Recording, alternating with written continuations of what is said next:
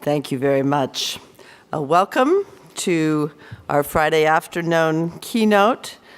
This program is a reflection of the Society's role as a convener of the international law community, bringing senior officials and former officials on important issues of international law and policy and giving us an opportunity to engage in a dialogue with them. So I hope you'll be thinking about your issues and questions as we hear from Ambassador Stephen Rapp, whom I'll now introduce. Ambassador Rapp served as U.S. Ambassador at Large for Global Criminal Justice from 2009 to 2015. In that role, he coordinated U.S. government support to international criminal tribunals, including the International Criminal Court, as well as to hybrid and national courts responsible for prosecuting persons charged with genocide, war crimes, and crimes against humanity. He was credited with arranging for the United States Commission of Inquiry and other prosecutorial authorities to gain access to a cache of 55,000 photos documenting torture by the Assad regime. From 2007 to 2009, Ambassador Rapp served as prosecutor of the Special Court for Sierra Leone, where he led the prosecution of former Liberian President Charles Taylor. His office achieved the first convictions in history on crimes against humanity charges for sexual slavery and forced marriage, and for attacks on peacekeepers and recruitment and use of child soldiers as violations of international humanitarian law. From 2001 to 2007, he served as senior trial attorney and chief of prosecutions at the International Criminal Tribunal for Rwanda, where he led the trial team that achieved the first convictions in history against leaders of the mass media for the crime of direct and public incitement to commit genocide. He received his bachelor's degree from Harvard College and his JD from Drake University Law School. Ambassador Rapp, we very much look forward to your remarks today.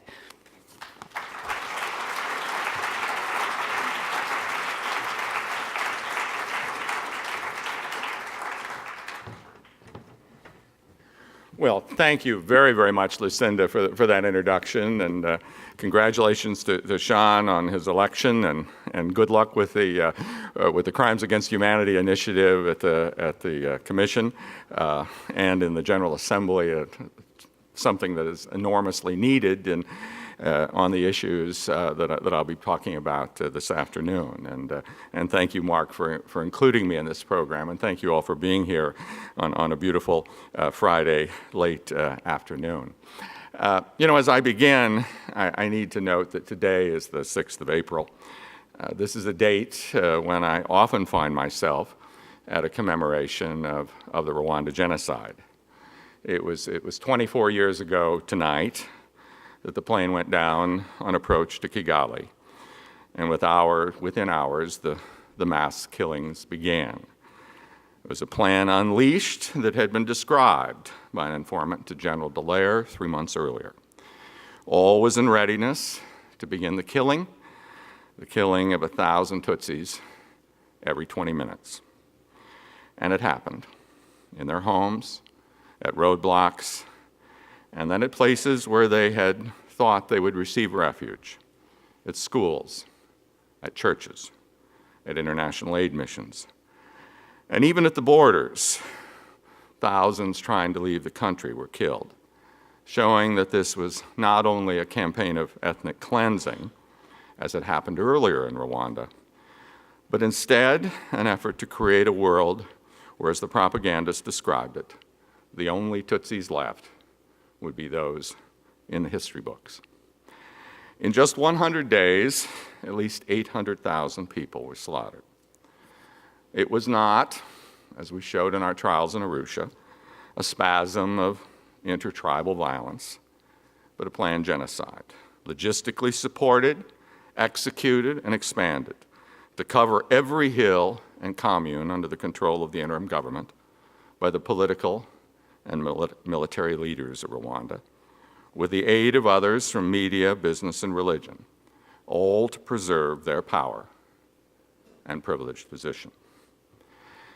I was drawn to this field of international criminal justice by that genocide and took up the position of senior trial attorney at the ICTR 17 years ago this month. See some of my friends that I met there in Arusha. I was parachuted in to lead the prosecution of the media trial that was already in its 7th month. My title today, of course, is, as you've checked the program, is International Criminal Justice from the Bottom Up. Because it's my view, as one who came into this from the top down, that that's where the major push will come to sustain and build international criminal justice in the future, and to answer the question of whether there is a future for international criminal justice. We must recognize that the ICTR, like the ICTY, was justice from the top down, created by extraordinary resolutions of the United Nations Security Council in 1993 and 1994. Seeing my friend Ben Ferencz here, we have to, of course, remember that Nuremberg itself was a top-down creation. Its charter was negotiated by the representatives of the victorious Allies in London in the summer of 1945. And where there were contentious issues, it was possible to achieve agreements because of the direction that our own American lead prosecutor, Justice Robert Jackson, was able to secure from the Great Power Summit, then meeting in Potsdam. But today, of course, as we all recognize, we do not have a great power consensus in favor of international criminal justice like we had at Nuremberg, or that enabled the UN Security Council to establish the Yugoslavia or Rwanda tribunals. Now, we can see the immediate results of that absence of consensus, particularly in ongoing atrocities, and really the worst atrocities in our world that are today ongoing, in Syria, in South Sudan, and in Myanmar or Burma. Because they're beyond the reach of international criminal justice at present. They're not ICC members, and the Security Council to route to judicial accountability, I think, we can talk about the South Sudan case, but is, I think, effectively blocked. At this level, at the highest level, the trend is unfortunately not to protect victims, but in fact for some states to protect the perpetrators. And the perpetrators know it. So today we have 65.6 million people displaced, according to the UNHCR, from their homes, either having fled across international frontiers and become formally refugees, or within their own countries as IDPs. It's actually a new world record. And the greatest share of those refugees, those people leaving hearth and home and braving hostile seas and barricaded borders, are doing it to avoid becoming victims of mass atrocities. More broadly, we see some long-honored norms under assault, and academics writing books with titles like The End Times of Human Rights. Now, I'm always an optimist. I come from Iowa, as everybody knows. My friends tell me when I'm given a damp glass, I see it as half full. And today, I see international criminal justice developing and strengthening despite these obstacles from the bottom up. Now, that's not to minimize the importance of the resolutions of the UN Security Council, if we can get them, and certainly not to minimize the accomplishments of what the international courts have done to date. I have hope, precisely because of the precedents established, the experiences gained, the skills acquired, the lessons learned, that can now benefit the actors at the level of victims and survivors and civil society and national justice systems to make justice happen, and even some surprising places. Now, I know this conference told me the theme was practice. And let me just say, it was the practitioners who built this project, beginning with Ben and the great work he did in the ISETS group and case, and before it with Telford Taylor and Robert Jackson. It was practitioners who poured their hearts and souls into this effort, their legal learning, their professional skills, every persuasive tool they had at their command into making this a success. The accomplishments were possible because of human beings who reached across boundaries of language, of region, of legal tradition. And this included investigators, prosecutors, defense attorneys, and judges who found the law, filled the gaps, harmonized legal concepts, and marshaled the evidence and tested and weighed that evidence and made possible for cases involving the alleged perpetrators of crimes with tens of thousands of victims to be fairly judged. The UN resolutions in the case of the Yugoslavia Tribunal, the Rwanda Tribunal, and certainly the referrals to the ICC were necessary to create jurisdiction and obligations of compliance, but nowhere near enough. I was reminded of the role of practitioners that pour every ounce of their being into this process in September, when a few days before his death in September, I received from Sharif Baziuni the last of his 24 published books. Of course, he published as well hundreds of volumes and hundreds of articles in the volumes of others. Inscribed on the cover page were his warmest regards. But the content, 452 pages of his last book, was about the challenges he faced and overcame when he was the head of the UN Commission of Experts in the former Yugoslavia. Call it a commission of inquiry now, created by the UN Security Council before the ICTY in 1992. You read the book, it's fascinating, and you can hear Sharif's voice on every page. Great mandate, great precedent. But the UN actually didn't provide him with a budget. And Sharif was required to find the necessary resources by asking private donors to contribute funds and supportive states to provide in-kind assistance. At each turn, he faced obstruction in the UN bureaucracy and resistance by the representatives of states that owed his commission cooperation. In the end, he led 35 missions to the former Yugoslavia at a time when the crimes were being committed.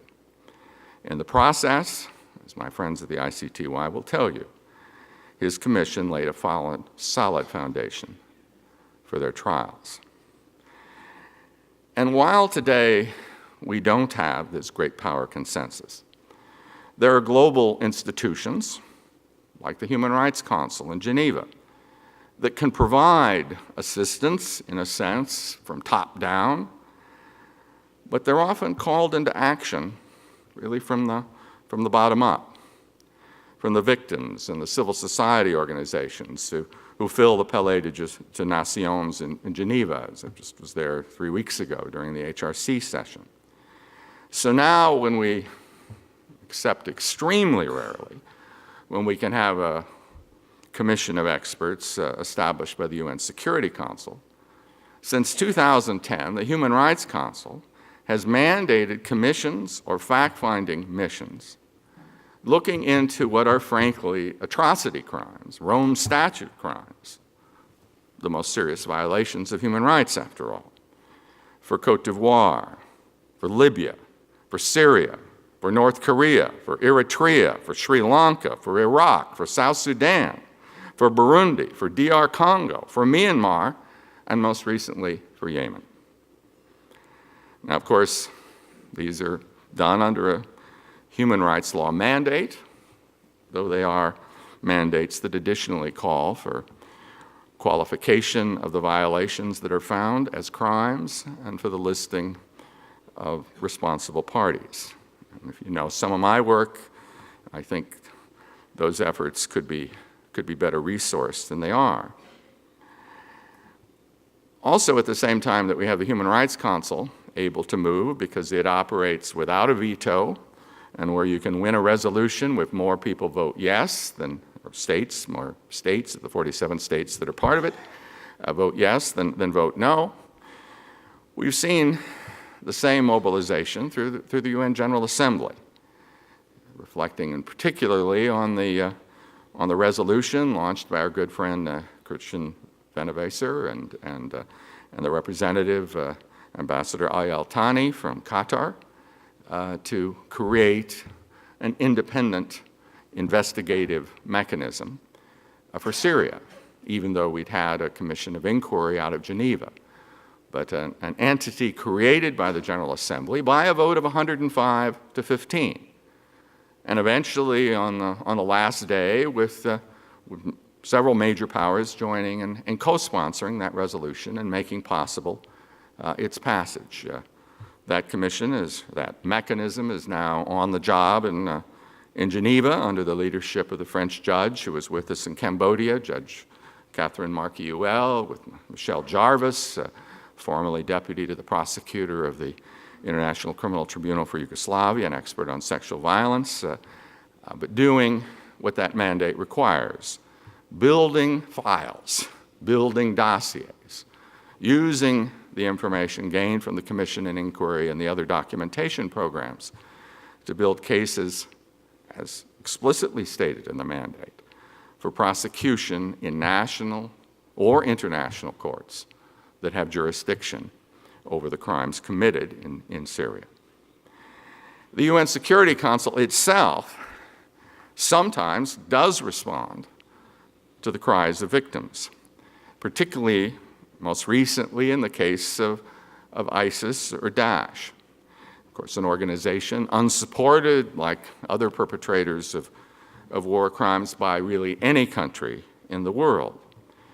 And we know that the leaders of Daesh, and the members of Daesh for that matter, anyone that wore a Daesh uniform or went to fight for them or did anything for them, can be prosecuted under counterterrorism laws in national systems. But for the victims, for the Yazidis, who, as our own Department of State under both the Obama and Trump administration have said, suffered a genocide. For Christians, who may have also suffered a genocide, but certainly mass crimes against humanity, persecution, extermination, sexual violence as crimes against humanity, and other religious minorities, and other political minorities, including Sunni victims and Shia victims. For them, if you meet with them, cases that represent crimes against states aren't sufficient. They want prosecutions for the conduct. And frankly, I think most of us need, if we're talking about discouraging people from joining ISIS, prosecuting people as members allows them to say it's political or it's religious, but prosecuting people for conduct. And what conduct? The beheading of a loving grandmother, the rape of a 9-year-old girl, the sexual enslavement and sale of thousands of Yazidi women. These are crimes where one needs to develop the evidence of responsibility. And so a resolution, it was under British leadership, was negotiated with Iraq, which is highly appropriate given the fact that it's the citizens of Iraq that have suffered so much and who have liberated their country at such great human sacrifice. A resolution passed last September. Terms of reference have now been implemented and passed by the Security Council.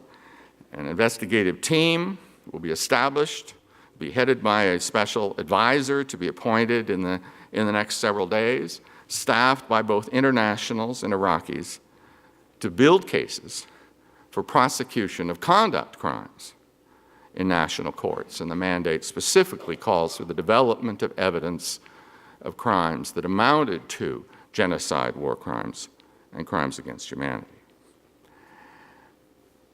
Before I shift, I know I came to talk about justice from the bottom up, and I'm talking a lot about top-down institutions, but before I shift away from the global institutions that can act without the consensus of great powers, let me mention one that was not certainly a project of great powers, but of mid-level democracies, one that is now in the 15th year of its operation.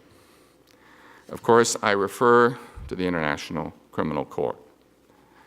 As anyone who visits the busy premises in The Hague, the busy permanent premises in The Hague can attest, this is a court that is here to stay. It has 4 persons now on trial, including a former chief of state. We just saw the transfer from Mali of an alleged jihadist leader, al-Hassan Mahmoud, who had his initial appearance in The Hague on Wednesday. Looking at its list of fugitives and the crimes for which they're alleged to have perpetrated, all states, certainly as they're urged under Security Council resolutions, parties and non-parties alike, need to cooperate to help bring these fugitives to justice, as we did in the case of the Yugoslavia and Rwanda tribunals. And in that regard, I need to mention, and Fatou Bensouda always brings it up to me, which I really appreciate, there are the 4 persons now on trial. 2 of them, Ntaganda and Ongwen, surrendered to officers of the United States of America, and the U.S. saw that they were delivered to the ICC to stand trial in The Hague. We have a U.S. consensus on the importance of bringing those fugitives to justice. We had the expansion of our rewards program by Congress by unanimous action in the Congress that concluded its work at the beginning of 2013, a bill signed by the President that allowed us to list Ntaganda, Ongwen, Kony, Mutachimura, and others as fugitives for which the United States of America would pay $5 million for information leading to their arrest and transfer to the International Criminal Court. Notice that we gave to Congress. And I know, as someone that often obsesses about fugitives, and when I started this job back in 2009 and we didn't have Syria and we didn't have Iraq, we didn't have some of these other things, I was always dealing with what we called PIFWICs, persons indicted for war crimes, and we were dealing then with Mladic and others. And certainly one of the greatest days that I remember was the 26th of May, 2011, when after 16 years on the run, he was arrested and was on a plane to The Hague to stand trial, a trial that's now been concluded, and a judgment of conviction for genocide, war crimes, and crimes against humanity is on appeal in the mechanism for the International Criminal Tribunals.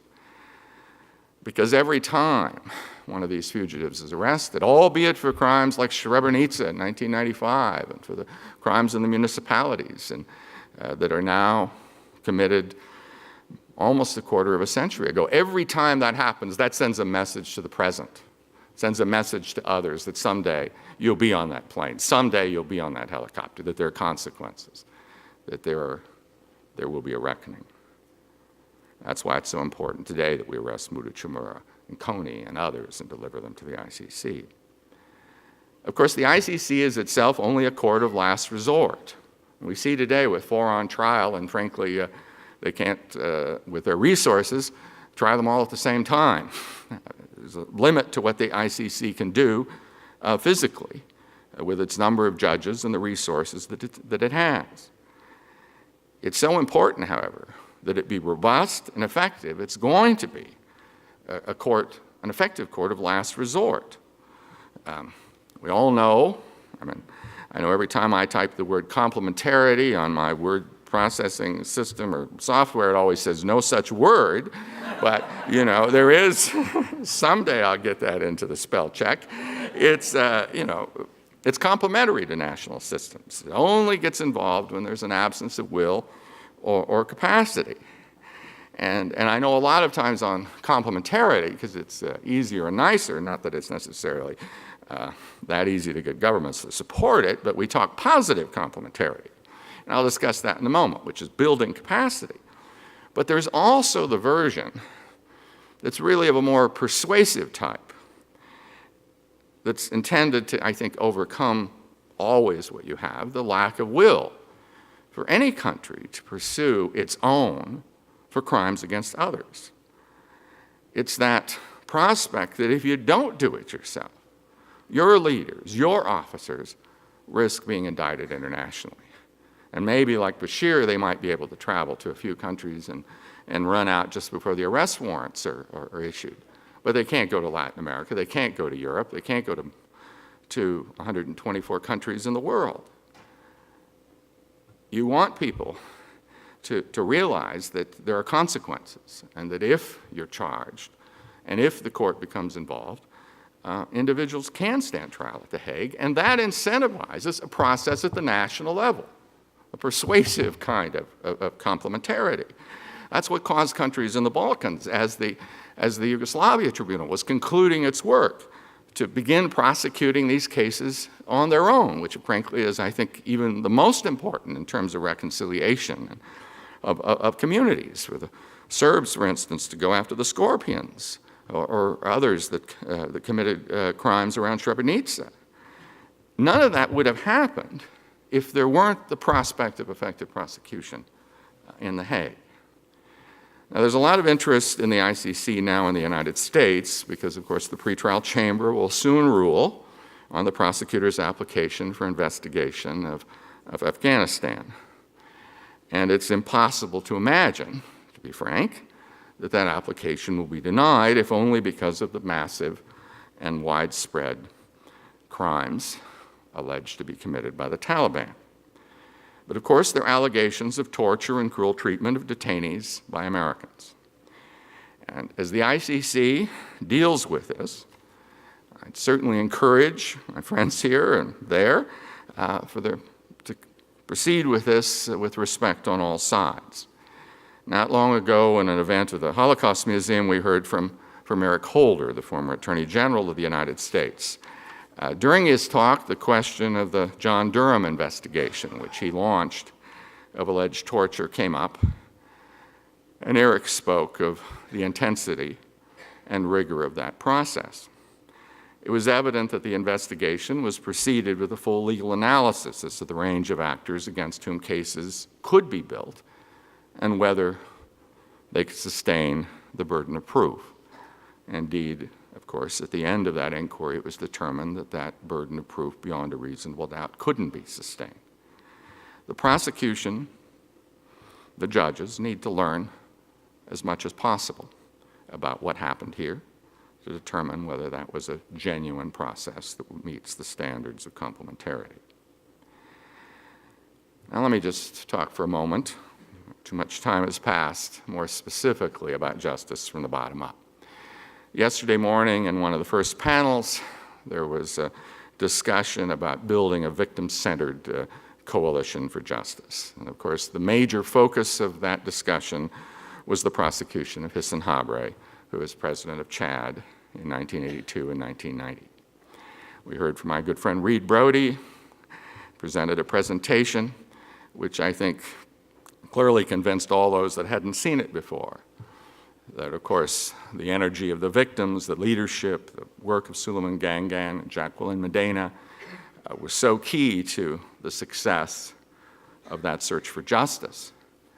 But of vital importance was the fact that documents, what we in prosecutors could call even smoking gun documents, were preserved and then discovered by Human Rights Watch in 2000, showing, and he displayed some of them yesterday, but I was always most interested in those in which showed that Habré himself was informed by his security service about the torture and murder of hundreds of persons and personally jotted notes directing that no prisoner should leave the piscine, the swimming pool prison, alive. Without such evidence, it's doubtful Belgium would have taken up the case. It's doubtful that there would have been a successful case in the International Court of Justice, where Belgium obtained a mandate to Senegal, where Habré was in exile, to prosecute the former president or extradite him to Belgium.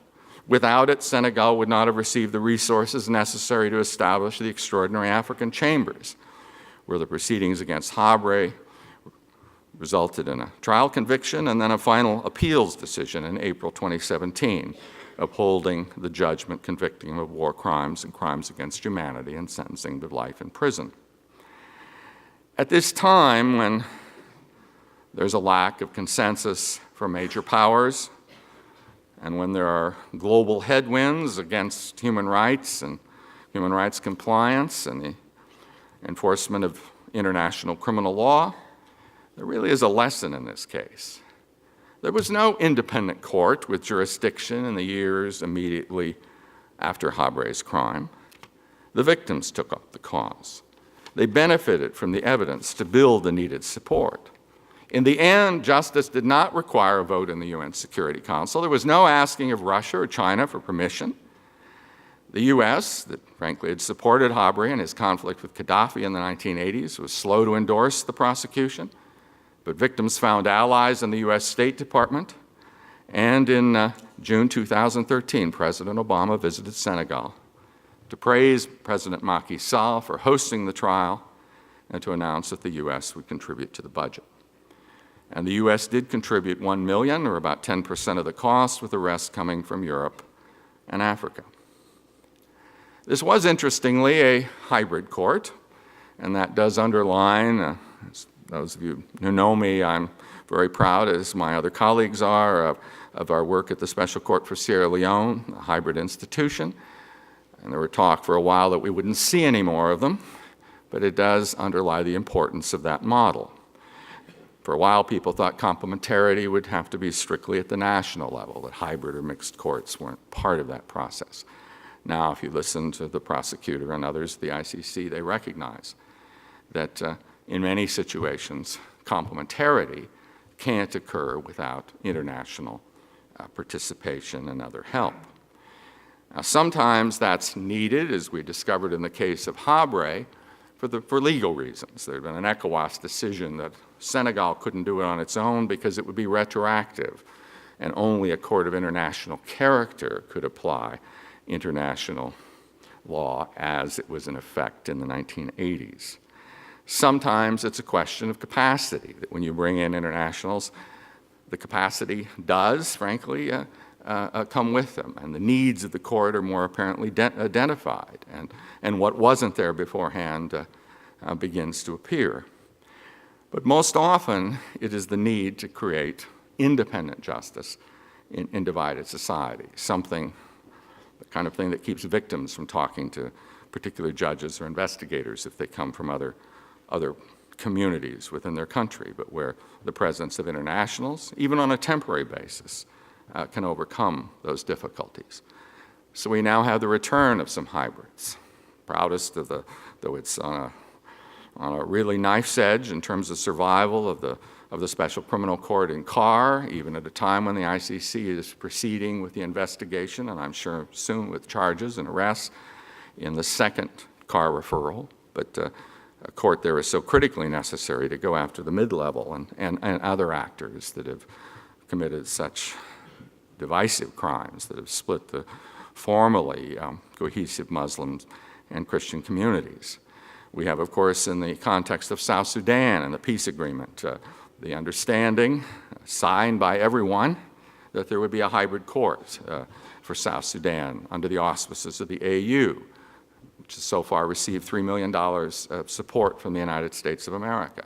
We have other models that admittedly, to some extent, they reach into transnational law, but the model of the Convention, or the Commission Against Impunity in Guatemala, that really is sort of an office of the prosecutor that was mixed, while the national courts themselves were entirely national. But that provided the capacity and the will that has achieved remarkable success in ending impunity in a country that had seen massive crimes over the course of 2 generations.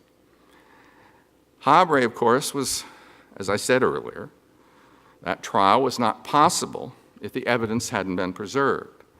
And so now, beyond the commissions of inquiry that I discussed, we have documentation programs supported by governments, the Syrian Justice and Accountability Center, the Offspring Commission on International Justice and Accountability, which I'm proud to be chair of the advisory committee on, which has 750,000 pages of original Syrian regime documents, 600,000 videos, has the Caesar photos, now has an index of 1 million names in Arabic. 400 requests last year came in from law enforcement in 12 countries. And its material is now, under agreement, all migrating to the international mechanism in Geneva under Catherine Marquis-Well. We have civil society efforts represented in certainly efforts like PLPG's handbook on civil society documentation. So this is done in ways that are safe and do no harm, but actually help prosecutions. Cell phone apps like IBA's video app, Eyewitness, that enables people who are already out there dangerously taking pictures of these crimes to take them safely and have the metadata showing the time, the direction, the place, and have that uploaded in ways that then can't be seen on that phone by authorities that might seize it afterwards. Of course, we also recognize that Habre, even though it became a hybrid court, was a third country case. His crimes were done in Chad. And then he took everything out of the treasury and came to live in comfort in Senegal. His presence in Senegal was what made that case initially, made the Senegalese courts and the Senegalese venue the place for him to be prosecuted. And we know that increasingly robust efforts, I saw my friend Teresa McHenry here, who heads our Human Rights and Special Prosecutions Division or section in the Criminal Division of the Justice Department, but the efforts that are being made to prosecute alleged war criminals in third countries, but third countries where they're physically present. The U.S., generally that requires that we do it by false statement, though there are some places, some crimes for which, like the Charles Taylor Jr. case, where we can actually prosecute those crimes based upon their conduct. We have an EU network that's been in business now for 12 years, with every country in the EU represented, plus the United States, plus Canada. And increasingly, you're seeing a lot of these cases have dealt with lower-level actors. You're seeing higher-level actors, particularly because of the advocacy of victims. Just the other day with a group with my friends at CJA, different organization than CJA, but the San Francisco-based human rights group, and we were on video with my good friend Alain Werner from Switzerland, who is part of the Taylor team, prosecution team at the Sierra Leone court. He's now in an organization called Civitas Maxima, developing cases out of West Africa for prosecutions elsewhere.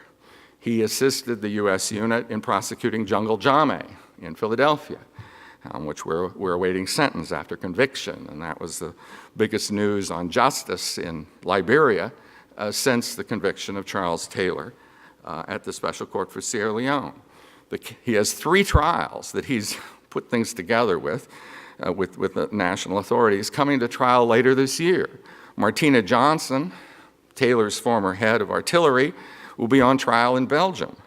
Charles Taylor's second wife, Agnes Taylor, his third wife's now vice president of Liberia, but his second wife, Agnes Taylor, will go on trial in the Bailey, the General Criminal Court of London, in October for crimes committed in Liberia in 1990. Is another warlord from Liberia that will go on trial in Switzerland later this year. Now, we know that the whole issue of universal jurisdiction prosecutions has been controversial in the past, and we saw, and the U.S. frankly pressured for changes in laws in Spain and Belgium. But other countries have kept it under standards which ensure that, like presence, But beyond presence, the country that would prosecute has a very real interest in the case. And in that, I cite specifically the case of Germany. Because in Germany, the federal prosecutor can proceed with cases if there are a lot of victims or witnesses in countries, and if there is a substantial impact in Germany, and certainly the impact of the crimes in the Near East, in Syria and in Iraq, is nowhere greater in Europe than in Germany, that is hosting so many of the refugees from those threatened and actual atrocities. They now have a case based upon the Yazidi genocide in Stuttgart, because they have taken more than 1,500 of the victims, the surviving victims, the women and girls, to Stuttgart, to Baden-Württemberg. They already have international arrest warrants out, at least one. I talked to Christian Richer, their chief prosecutor, yesterday morning. There will be more soon against ISIS leaders that they believe are outside of Iraq and Syria, and some places where they could be arrested and brought to Stuttgart to stand trial. They have a case based on the Caesar photos, which we've heard before and I won't go into, but that involve 50,000 photos brought out of Syria, at least 28,000 of which are numbered victims of people tortured to death in Syrian government custody. We have survivors, family members of those persons that have identified their loved ones. We have others that were in those prisons who managed to survive and remember the dying moments of the people in those Caesar photos. The German prosecutor has obtained resources from the Ministry of Justice in Berlin, from the person who's now, of course, the foreign minister, to investigate the Caesar case. And resources have been provided for forensic analysis of all of the Caesar materials, some of which we had done earlier with the FBI in the United States, that's ongoing at forensic institutes in Freiburg and Cologne. The cases then have been brought also by victims that name people like Ali Mamluk, the head of the National Security Bureau, who was incredibly welcomed in Italy in January by their Minister of Interior, though he's on an EU sanctions list. If only there'd been an arrest warrant for Ali Mamluk in the German case at the time that happened. That's a universal jurisdiction case because of the impact. Doesn't require that the victims be citizens at the time that the crimes are committed, or that the perpetrator be present in Germany at the time the case is filed. Then we have passive personality cases. In America, CJA out of San Francisco has filed a case involving Marie Colvin under the exception to against Syria, which will soon go to a jury trial, albeit on default. That could give rise to prosecutions, and one is being developed in France based upon the persons that killed. And it wasn't a crossfire. It was an intentional effort to kill journalists, including her, who had done a dynamic report about the crimes in Bab al-Amr on Christian Amanpour the night before. But we have insider witnesses who describe the effort to locate the journalist center and to murder her. So we have a murder case being developed in France, because it was a French photographer, against people as high as Maher Assad, the president of the brother of the president, the head of the 4th Division, and against Ali Mamluk, recently greeted in Rome. Cases can be made, and by the way, there's jurisdiction in the United States for that crime to be brought by HRSP. Third country cases, not as good as you'd like. But we can see the effects. Remember what happened with Pinochet. House of Lords said he could be extradited. He was sent back to Chile because of ill health by the British government. Up until that time, no justice in Chile. When he returned, justice began in Chile. Of course, he didn't survive long enough to see trial, but it began in other cases. Look at Belgium and what they did to catalyze what happened in Senegal. Today, look at El Salvador. You may have known it didn't get a lot of attention. It's the case the United States State Department and the Legal Advisor's Office supported, but the United States supported the extradition of a fellow by the name of Colonel Montano from Massachusetts to Spain for crimes committed in El Salvador. A passive personality case. They were Spanish priests, Jesuit priests, that he killed when he was vice minister under d'Aubusson.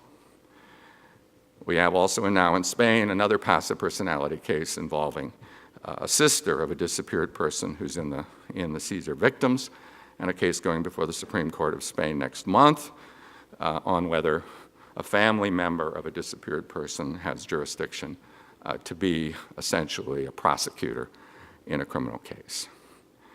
Of course, what all of this takes is the evidence.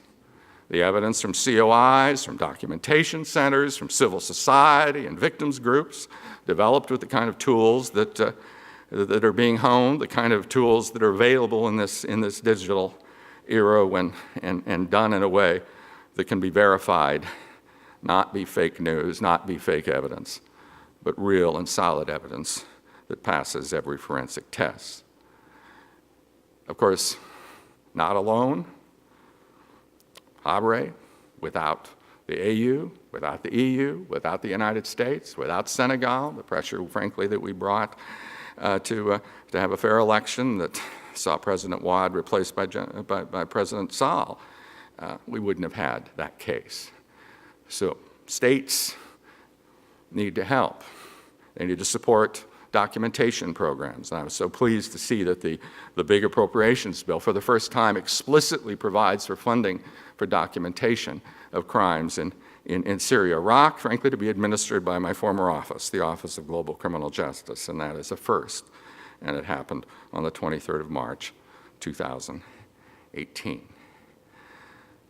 So, I think we have to conclude that the genie is out of the bottle. That in the future, international justice will not always require the consensus of great powers. But thanks to the framework that's been built and the pressure from below, from victims and their allies, and the evidence that can be marshaled, there is no going back. So, yes, indeed, there is a future for international criminal justice. Thank you very much.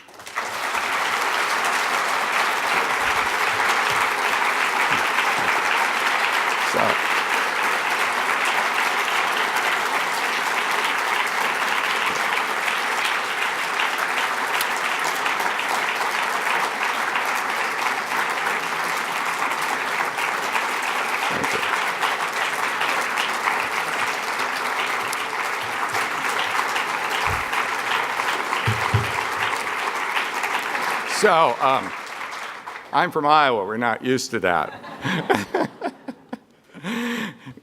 Iowans would see the show The Music Man, and you'd know they liked it if they applauded for at least 15 seconds. Anyway, and I took a very long time there. Obviously, I started with a shorter speech. People wanted me to bring up Afghanistan, other issues, and I'm sorry I went on so long. But I did, I think, need to cover the range of issues here. I think this is supposed to end at 6 o'clock, which is in about 8 minutes or something, but they did say there was some time for questions, if you have any. Of course, I don't work for the U.S. government, but I used to. Yes. Hi, Guillermo Garcia from Texas A&M. I wonder if you can share a couple of words on the new frontier of international criminal law regarding drug cartels in Central America and in Mexico. Mm-hmm. It seems that these conflicts have gone far too ahead that we presented. Mexico has around 200,000 people killed in the last 6 years. 60 reporters have died. And 66% of the weapons that are being used by the cartels come from the United States. Mm-hmm. And it seems that there is a big push, at least for the Mexican society, to try to use the international instruments that are available out there, like the ICC, and trying to bring some light into Mexico. And so I wonder if you have any comments about pushing the new boundary of international criminal law towards those kind of activities. Thank you. And it's not for me to argue for restraint on these issues. I do note, even while I sing the praises of international justice, I do talk about how 4 cases on trial in The Hague is more than they can handle, and there are 3 courtrooms with limited registry resources that they have. And so the ability of the International Criminal Court to get into all issues in all places is limited. Obviously, the crucial questions there are, whether we've, we wouldn't normally recognize what's occurring there is an armed conflict, unless, of course, the Zetas were in control of a substantial territory in ways that would allow us to call it a NIAC. We'd be talking about crimes against humanity, and then there'd be the question of the widespread or systematic nature of the targeting. And of course, one might look at this. Obviously, I think people are very concerned in a number of countries about their own governments and the tactics that are employed, but of course, generally one would also look at the fact that just as we see a jihadist like this fellow Al-Hassan Mahmoud, and before him Al-Faki al-Mahdi, being taken to the ICC, and other non-state actors prosecuted for crimes against humanity and war crimes, you could have leaders of the cartels, et cetera, prosecuted for these crimes if it was showing that they were engaged in a widespread or systematic attack against the civilian population. This is something that I think needs to be looked at, but I'm one who was a U.S. attorney at one time and believe very strongly in the tools that we have in transnational crime and the ability, and we've sort of seen it in Latin America when we talk about Guatemala. We recognize we had President Portillo extradited to the United States to stand trial on drug cases with the support of CICIG and the government. And so, if there are other tools that you can use that can be more expeditious for dealing and restraining this violence, then I obviously don't want those ignored in favor of some effort to move this into the international sphere. But I know I've talked to FEDH, who's quite engaged on this issue, and I want these things need to be looked at. At the same time, we also have, of course, the prosecutor looking at situations like the Philippines. She's being encouraged as well. I was just with a group of a former Attorney General of Venezuela who were encouraging it to look at targeted killings in those countries by government agents, and so that idea that, to some extent, government kind of vigilantism, but that can become the killing of enemies and an impunity that quickly spreads out of control, can be the kind of thing that the ICC looks at, and certainly we've heard that from the prosecutor in regard to the Philippines situation. So thank you for your question. Yes. So you talked about these internationalized hybrid courts. You've talked about universal jurisdiction in places like the UK. And I wonder what you see, if any, future for national prosecutions in the places where these crimes occur. Right now, you've got the Thomas Coelho case in Uganda that's been floundering for 10 years because they can't get the support they need from the international community. So is the answer hybrid courts, or is it the ICC taking, more of an active role in complementarity? Well, I don't, I did promise to say something more about positive complementarity, Congo is a place I, loved my travels, 87 countries and traveling 220 days a year when I was ambassador at large. But I went to the Congo 15 times, and there we did have, with mobile courts, and of course I was always pressing for a mixed court there as well. But we did have some complementarity, and was thrilled that the chief military prosecutor, the deputy military prosecutor of the Congo, was the person we recommended to head to be the international prosecutor in the Central African Republic. So, and we've aided those efforts, and I know we helped establish the High Court Division in Uganda, though I've talked to the judges recently about the resources they need for the Coelho case. More definitely needs to be done. I know a number of organizations like the IBA are working hard on complementarity because, frankly, complementarity is something that sounds, people give it lip service at ASP sessions or Assembly of States Party sessions, but most donor countries don't actually focus attention on this. They're much more likely to be dealing with transnational crime and other things like that, or other kinds of efforts to build democratic institutions or independent courts, but not the focus. So I do think that has to be a place for it to happen, though, of course, I think that the political will is often a challenge, and that can be overcome to some extent by the cases at The Hague or by even cases in third countries. Let's see over here. Sean. Steve, thanks so much. I'm sure Chris has a much better question than I, so I'm going to not ask my question, but I did want to note that your remarks were really remarkable and work well with an initiative we've launched as of yesterday. It's a signature topic initiative on atrocity prevention, where over the course of the next year, the Society is hoping to have a number of different events and activities, publications and such, all circling around the idea of atrocity prevention. And I think your remarks have been a wonderful entree into that. If anyone's interested in the initiative, the person chairing the committee who's working on it is sitting right here, Todd Buchwald. So don't and come he's see me, very come see highly him. qualified, Exactly. I know. And I'm glad to hear you've got some work for Todd, because he's the best man for the job. Todd, as everybody knows, is the most recent ambassador at large for global criminal justice. Anyway, yes. Christina Cerna, Yes, Christina. thank you very much for your work and for your talk. A couple of days ago, there was an article in the New York Times about Kosovo mentioning a tribunal that's being set up to try some of the leaders of the Kosovar state. And it mentioned that the chief prosecutor was an American national whose tenure had been, I don't know if it was cut short or he had reached the end of it and it hadn't been extended for him to complete his work, which would have taken a couple of more years. And I'm wondering if that affects your optimism about the future of these ad hoc criminal tribunals.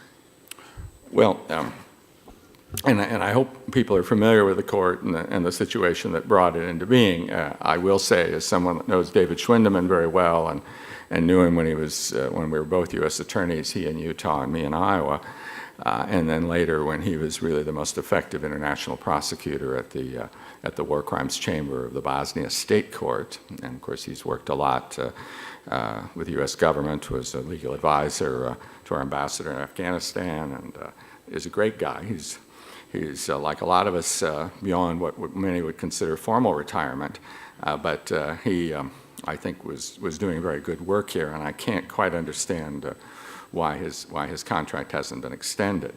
On the other hand, I understand that the U.S. still believes that it is committed to provide the prosecutor to the court. Of course, it's up to the EU whether they take that gift, but that we have begun a process in which my former office is involved in naming another American candidate that would be, whose salary would be paid, who would be part of our chief of mission footprint in The Hague, to become the prosecutor of that court. And I think it's essential that that occur. This is a very tough thing to sell, to be frank. And I know when I deal with victims in Kosovo, the victims of the major crimes, the ethnic cleansing, the crimes for which the United States and NATO intervened in 1999, some of those have been prosecuted at the ICTY, but there's quite a deficit in justice in that area, and really the only hope is that those crimes might be prosecuted in Serbia today, and there are a few, but nowhere near enough.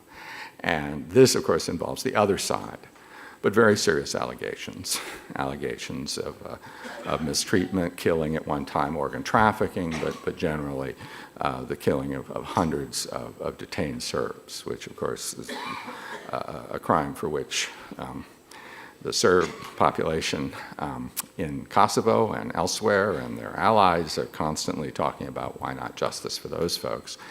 And it hadn't been possible, frankly, because of very vigorous, frankly, obstruction to get much success at the ICTY on these cases. And of course, this all began when Carla Del Ponte raised that issue in her book, and it led to an investigation by a magistrate who was then a senator in Switzerland, Dick Marty, that then was reevaluated by Clint Williamson, my predecessor as ambassador at large. I supported his work, and we had others from the United States in a special investigative task force which worked with the witnesses and did indeed come to the conclusion that there were solid cases that senior figures in the KLA had been involved in these atrocities and hadn't been held to account.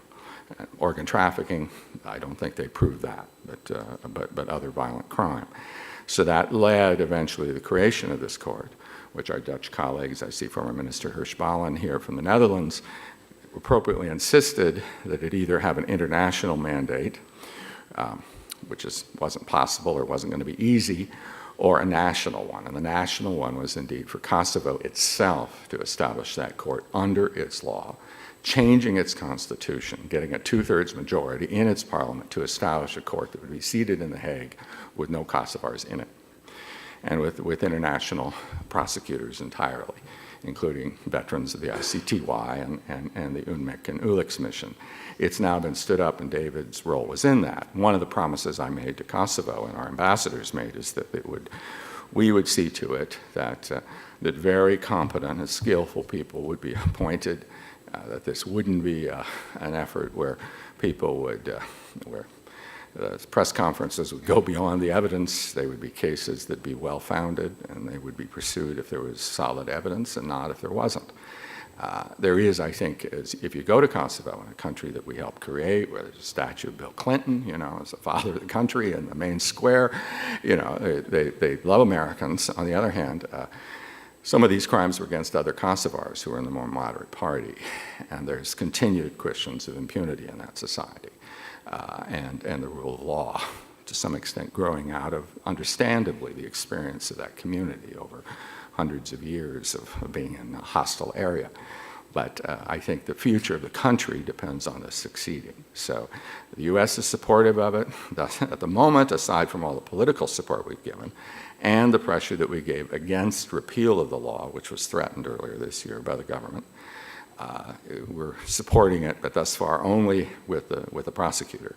And at the moment, we're not paying that part of the dues. The rest is coming from the EU, from the dues. It's not a voluntary contribution thing. It's a major commitment of the EU.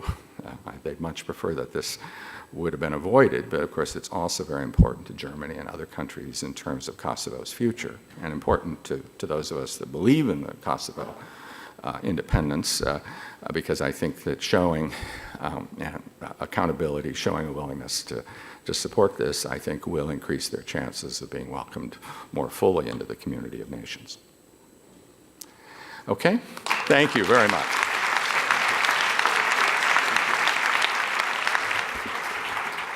Thank you, Ambassador Rapp, for an inspiring speech, and your passion and commitment come through. And I'm reminded, Sir Christopher Greenwood told us yesterday that lawyers can't do everything, but lawyers can do a lot. And other members of society can do a lot. And that's a good message to take away this evening. Before I close tonight's program, let me note 3 additional events that are taking place this evening. We have the ASIL members reception, the new professionals networking reception, and a reception celebrating the release of The Founders, a book featuring the stories of the inaugural prosecutors of the International Criminal Tribunals for the former Yugoslavia and Rwanda, the Special Court for Sierra Leone, and the ICC. And you'll find details about where those are if you don't have them in your books or out in the hall. Again, and of course, be back tomorrow for another, not full day, but morning programs, including our closing plenary with The Hague. Thank you very much, and enjoy the evening.